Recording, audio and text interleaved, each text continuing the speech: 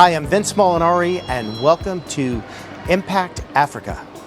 Hi, I'm Kavita Gupta, and welcome to CNBC Africa. We are broadcasting today from New York Stock Exchange. Vince, food management. What a great topic when we look at how do we move the globe from scarcity to abundance, particularly when it seems that we have all the tools. Absolutely. Like there has been a study which says 6 trillion ton of food is completely about waste. It's the food we have produced, it's the food which is good to go globally, and we just put it on waste. And we can't even go into the amount of carbon methane footprint which we are also generating with it. And that's what we are discussing today. 2 amazingly strong women, one from US. What a surprise. It always takes the women to get the challenge accomplished, right? Absolutely. One from Africa, one from US, talking about the new technical, smart, creative, innovative solutions on food waste management. Looking forward to the show. Can't wait. My guest today is an amazing entrepreneur, a woman of a South Asian descendant who realized very early on that access to food is still a problem in one of the world's superpowers, and created not only a non-profit, but one of the leading technology food waste management company, Copia. Komal, coming from years of her experience from Google, took her idea to Y Combinator and has served over 5 million meals to date. Hi Komal, how are you doing? I am great. Good to see you. Very, very good to see you, Komal. I know last year has been so difficult for all of us. Where did you take, which was your solace? Where were you last year? I spent most of the year in my apartment in San Francisco. We also started another initiative that that came from my trip actually to visit my home, my parents in Las Vegas. So we launched another initiative with the company through that. Oh, very interesting. I want to come back to that, but I want to start with the journey because every time I've talked to you, your journey has always fascinated me. So you are this young girl and doing your undergrad at Berkeley. And right there, this mission of creating Copia, which is so huge today, it's a venture-backed company in the Valley, started from. So take us back. What really initiated you into it? Yeah, sure. I mean, I am South Asian, so I had 4 very distinct career options laid out for me from an early age, which were doctor, lawyer, engineer, or complete failure. Well, I, at the time, always wanted to be a Bollywood actress. But as you now know, I ended up doing something far more realistic, like solving world hunger. And so my journey began when I was a senior at UC Berkeley, and I was walking down Telegraph Avenue. I encountered a homeless man who was begging for food. Most people beg for money, but he was begging for food. And so that compelled me to invite him to join me for lunch. And during lunch, he sat across from me, just wolfing down his food. So he was unbelievably hungry. It wasn't, a ploy for anything else. And in between bites, he shared a story. He said, "My name is John. I just came back from my second career walk. I've been waiting weeks for my military benefits to kick in. And because they haven't, I haven't eaten in 3 days." And this really hit home for me. I mean, this is a veteran, someone who had given the most selfless sacrifice for his country, only to come home to face yet another battle, that of hunger. And then adding insult to injury, right across the street, Berkeley's dining hall is throwing away thousands of pounds of perfectly edible food. In that moment, I witnessed the stark reality of those who have and waste, and those who are in need and starve, and those 2 people right across the street from one another. What I realized that this problem is much bigger than Berkeley.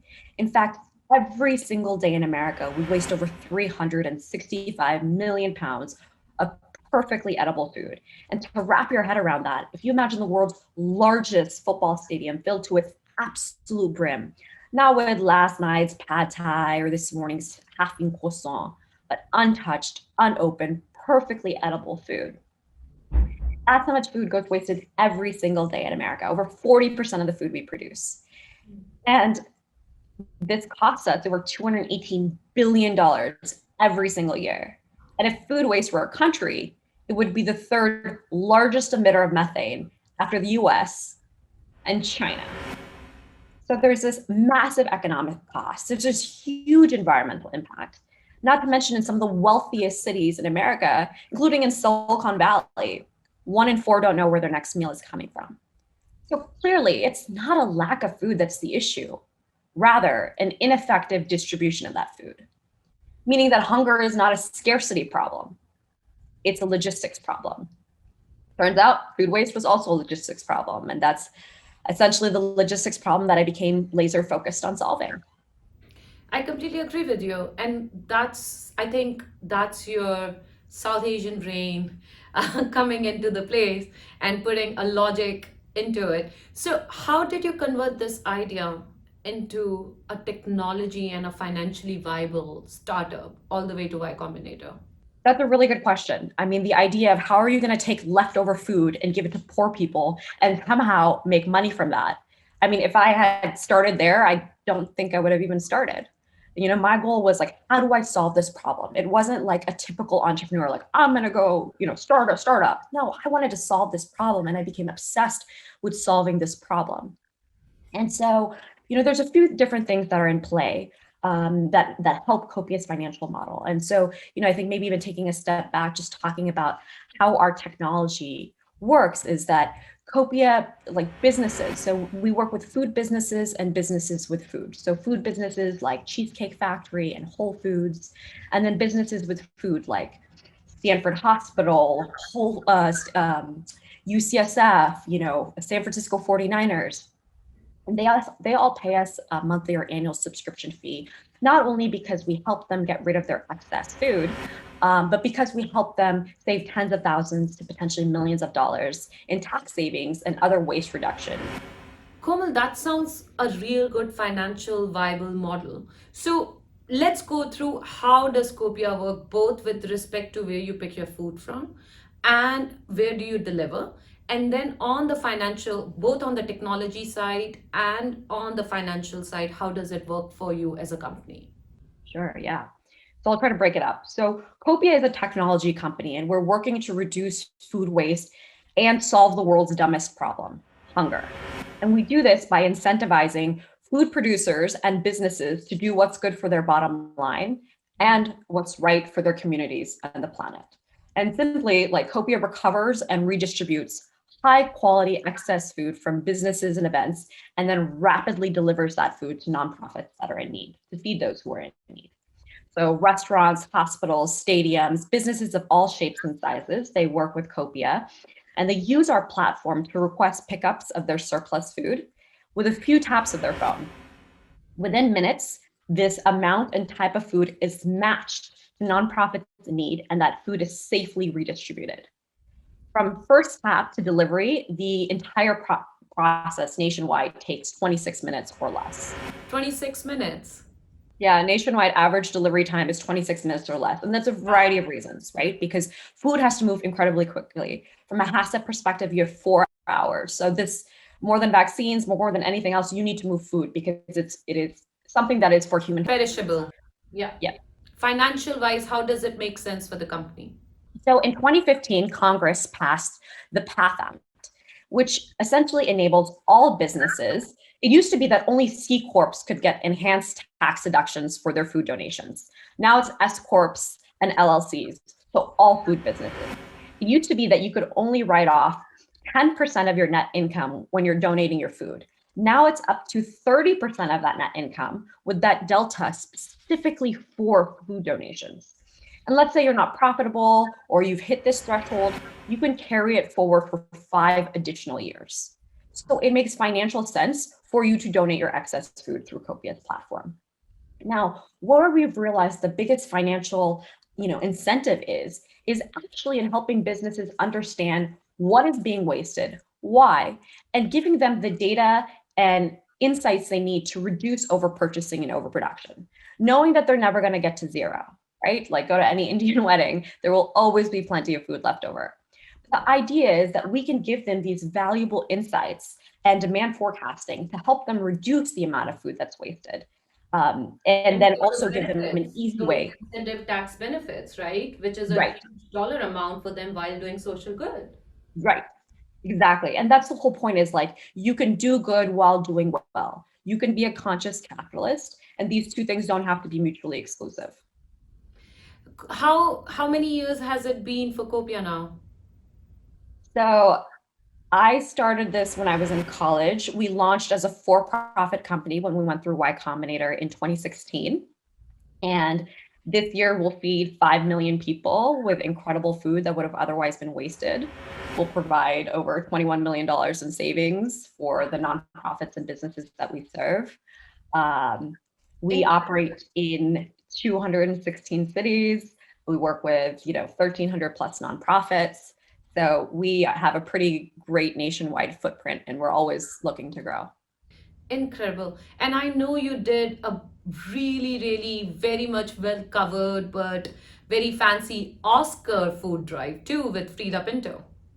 Yeah, yeah. So this is when Copia went to Hollywood, and we partnered with Slumdog Millionaire superstar Frida Pinto, Vanity Fair, Women in Film, to essentially ensure that for the first time ever, no food went to waste during Oscars weekend. So we essentially recovered food from the most exclusive events, and we redistributed it directly across town. So one of the deliveries that was the most memorable for me was when we took food to feed the new immigrants that had just come to America. So these are the new Syrian and Iranian immigrants who had just come to America. And they were eating food, they were eating Chef Thomas Keller's food. So this 3 Michelin star restaurateur had been their first meal in America. And I was saying, Yes, immigrants, like when they come to America, they think they're going to eat like kings and queens. We just wanted to make sure that they could eat like Matt Damon. that's the best welcome party ever. Yes. And that was just part of the 1,100 people that for the first time ever got to eat like a star. Yeah.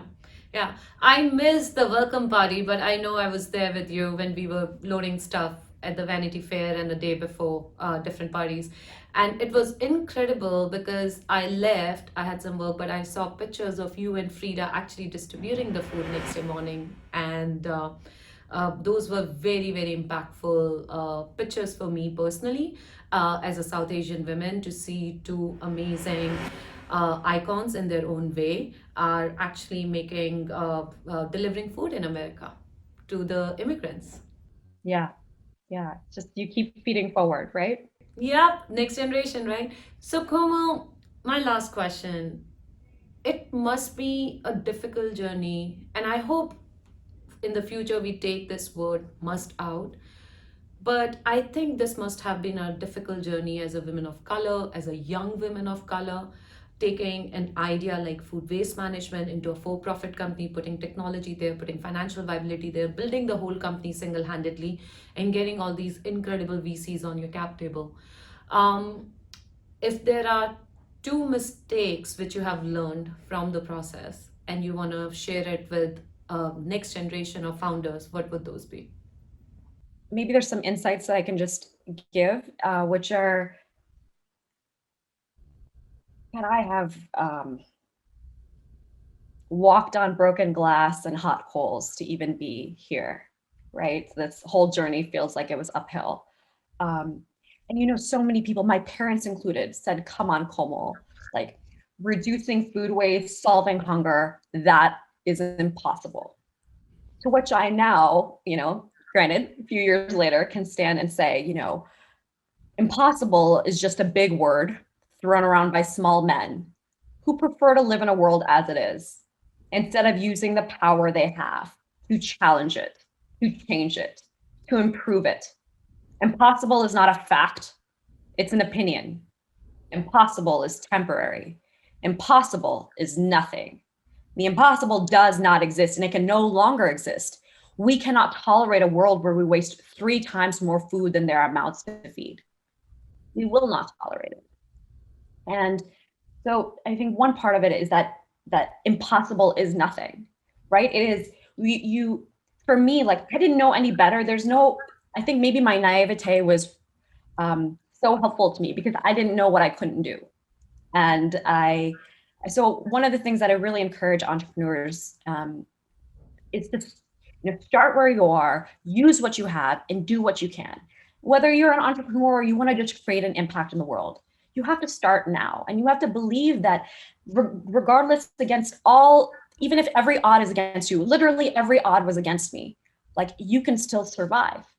Because it's like Rocky taught us all, right? It's not about how many times you get hit or how hard you can hit. It's about how many hits you can take and keep moving forward.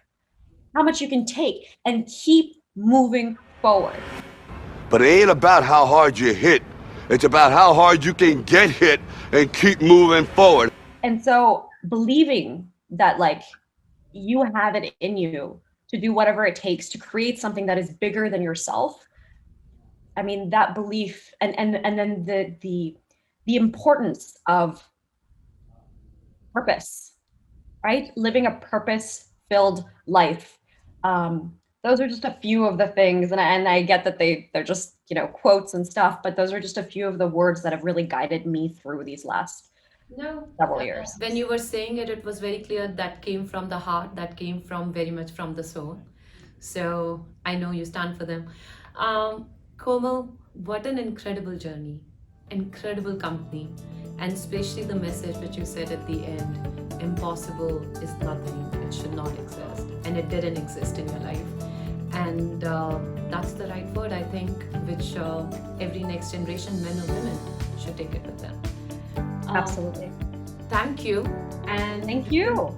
the dumbest problem in this world is Hunger. Hunger. Yes. Thank you so much, Komal. Thank you so much for having me. Sending you so much love. Yeah, thank you. Up next, we'll be talking to entrepreneur Vandira Nujiro when we come back.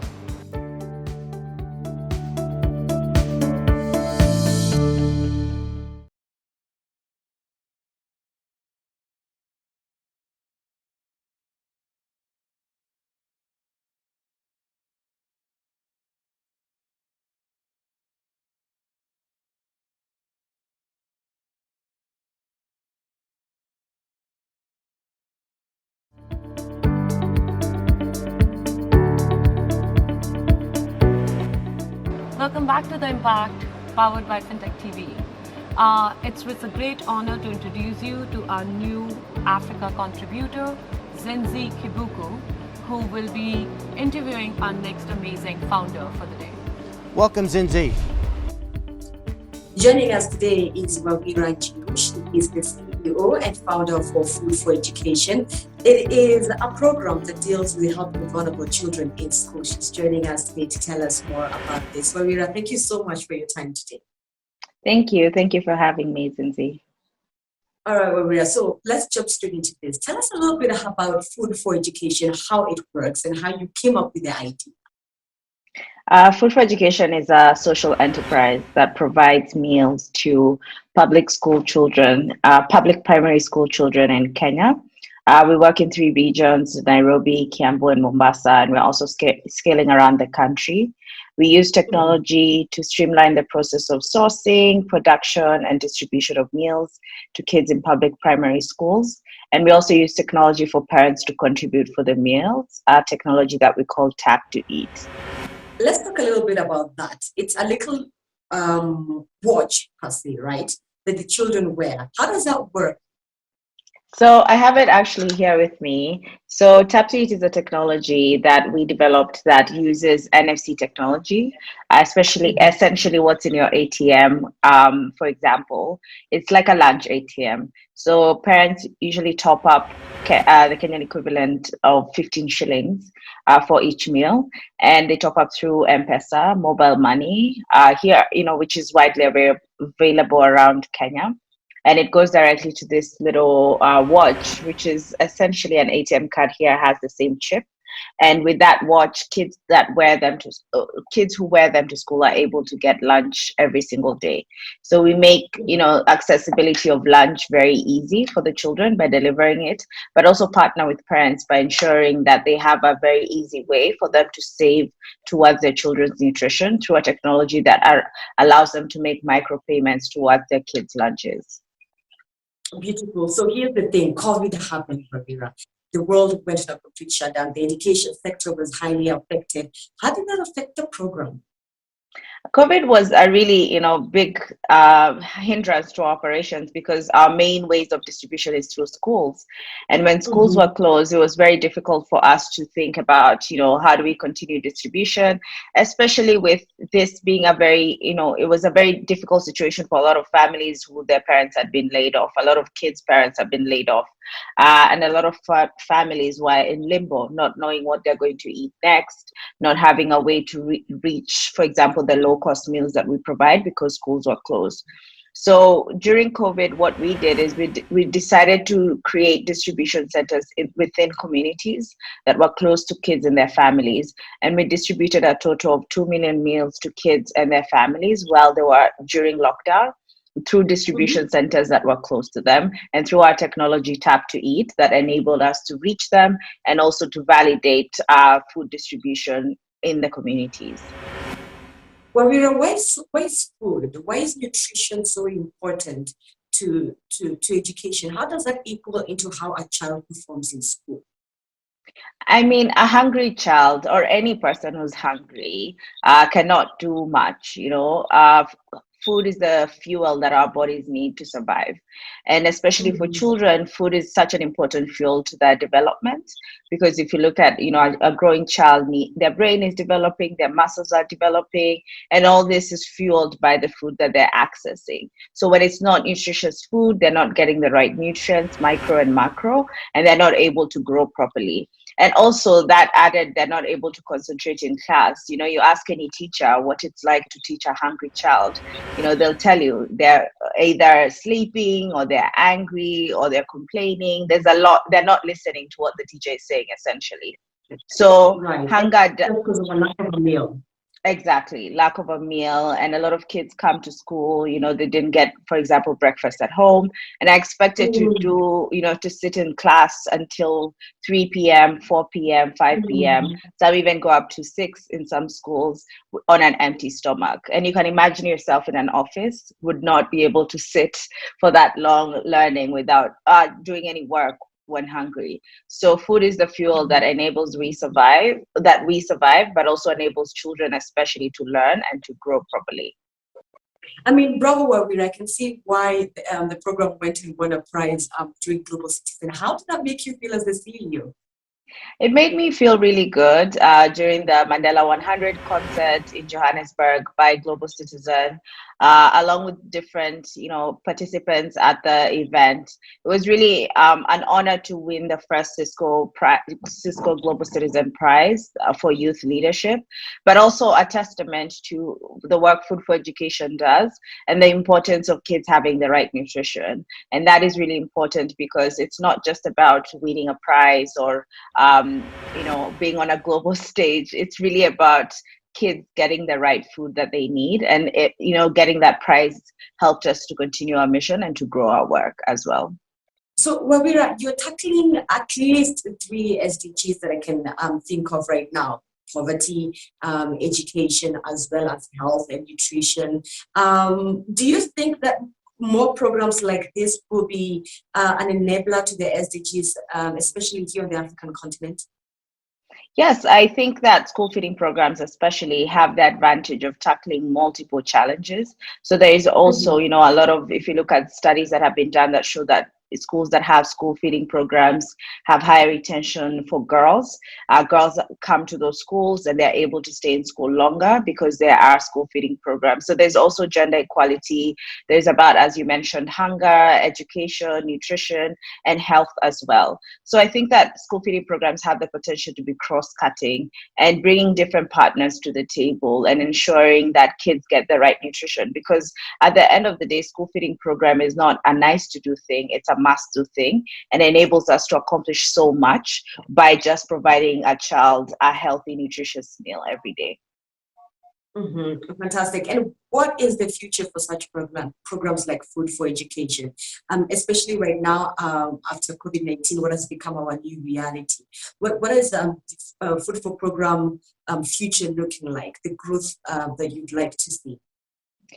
Food for education is on an accelerated growth plan, especially because COVID-19 has highlighted how important it is for the education sector to retain children in school, and school feeding programs are a great way of doing that.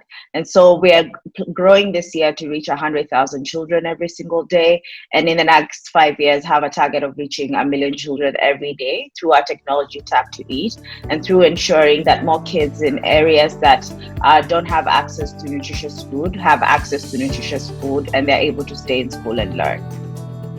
Beautiful. Thank you so much, Babira, for this conversation, and all the best. Thank you. That was terrific, Kavita, and it really points out how do we start to become contributors from being consumers, and how do we change our mindsets and think about this amount of waste that we have. No, I completely agree with you with educational platforms, with what Komal is doing using taxations and helping Googles and Facebooks of the world to save their food and giving it to homeless centers, taking it back and educating kids how to do it. I think this is the future. There is much more which is happening in this space. Only the beginning. Only the beginning.